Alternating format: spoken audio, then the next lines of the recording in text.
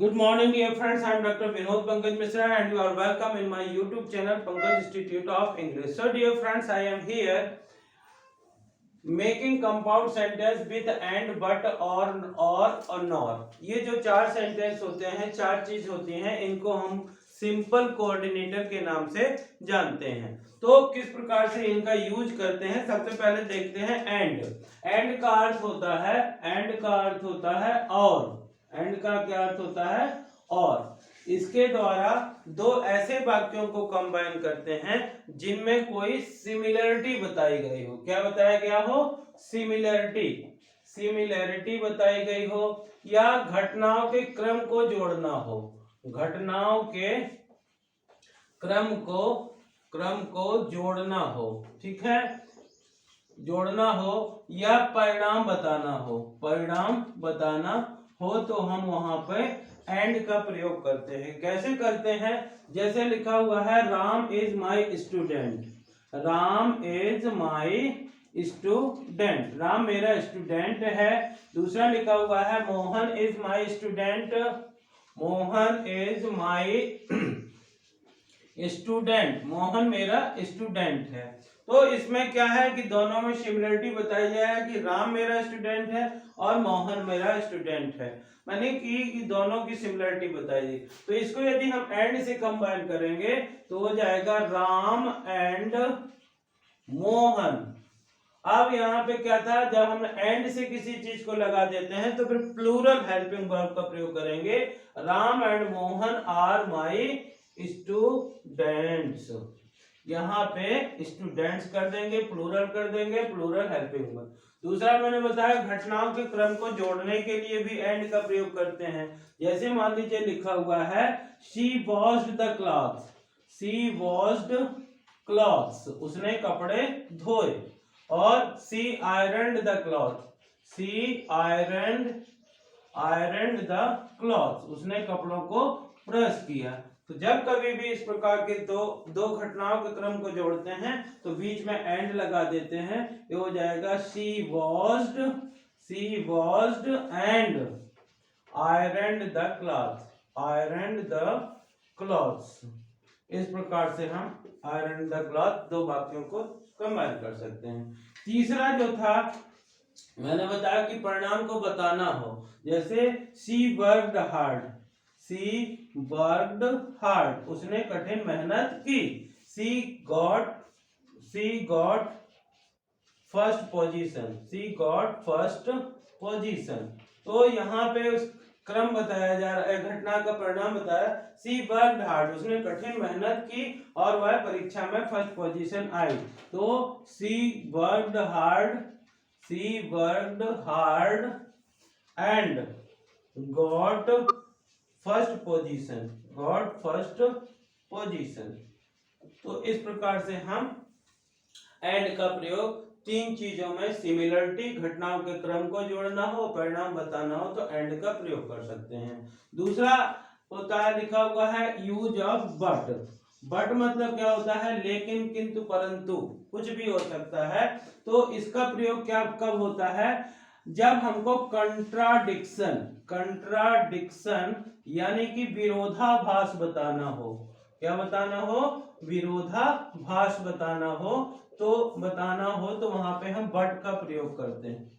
बताना हो तो बट का प्रयोग करते हैं। जैसे मान लीजिए लिखा हुआ है he did not play well। वह अच्छा नहीं खेला। he won the match। तो एक तरफ तो क्या है कि वह अच्छा नहीं खेला, दूसरा लिखा हुआ है मैच जीत गया। तो he did not play well। he did not play well, यहाँ पे well कर दीजिएगा। well but won the match। इस प्रकार से, ठीक है। दूसरा एक और सेंटेंस का एग्जांपल बनाते हैं। लिखा हुआ है कि he sang very well।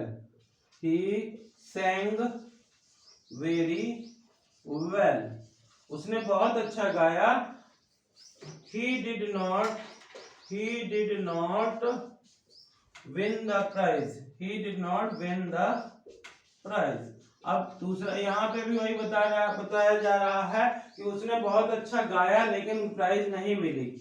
He sang very well but did not win the prize. तो इस प्रकार से जब हमको दो घटनाओं को जोड़ना होता है तो हम एंड का प्रयोग करते हैं. जब हमको कंट्राडिक्शन बताना होता है, विरोधाभास बताना होता है, तो हम वहां पर बट का प्रयोग करते हैं. ठीक है. अब दूसरा, उसके बाद देखिए यूज ऑफ और.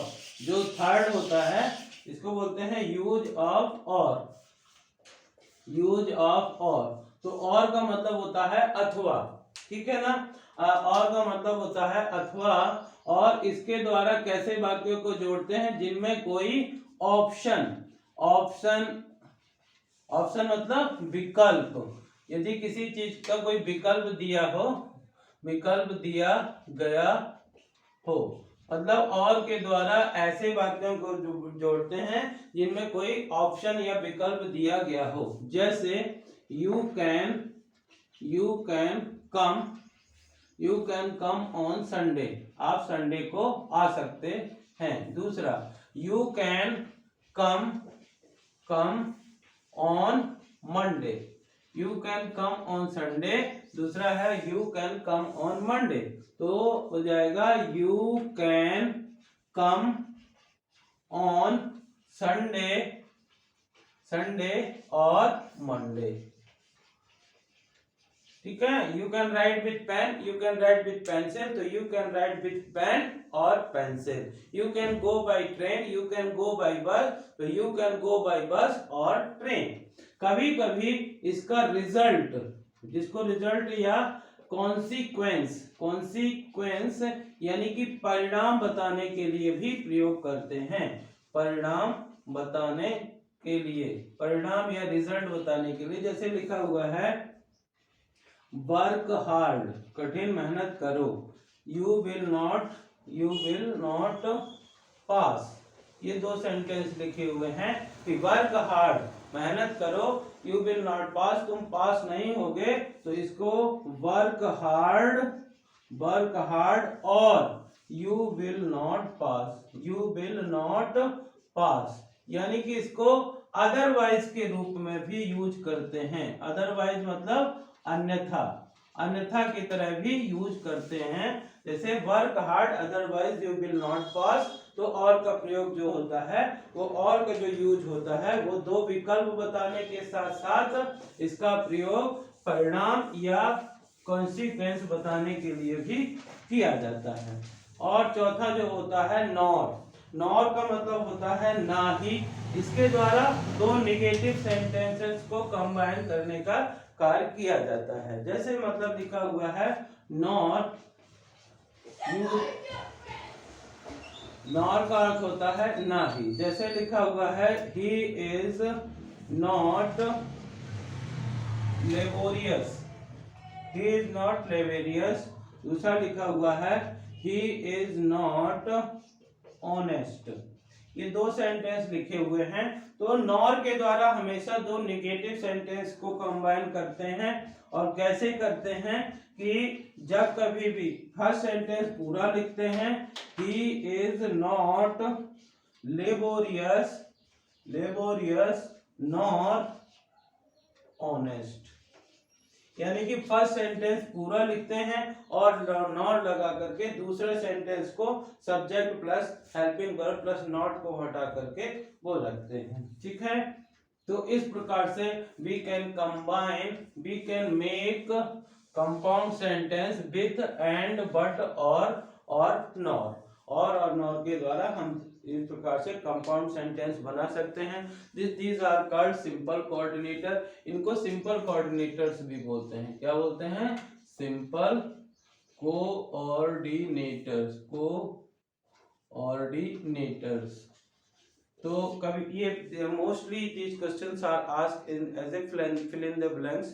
फिल इन द ब्लैंक्स के रूप में इस प्रकार के क्वेश्चन पूछे जाते हैं। तो डियर फ्रेंड्स, यदि आपको ये वीडियो लेक्चर पसंद आ रहे हों और आप कुछ सीख रहे हों तो इन वीडियोस को लाइक करिए, ज़्यादा से ज़्यादा शेयर करिए, ताकि इन वीडियोस के थ्रू छोटे से छोटे गांव में रहने वाले स्टूडेंट भी इंग्लिश को सीख सकें और कोई भी अच्छे नंबर प्राप्त कर सके। और यदि आप इस चैनल के लिए नए हैं तो प्लीज़ इसे सब्सक्राइब करिए और बेल आइकन के प्रेस को दबाइए, ताकि इस प्रकार के वीडियो जब भी अपलोड हों तो आपके पास नोटिफिकेशन पहुंच सके। Thank you, have a great day.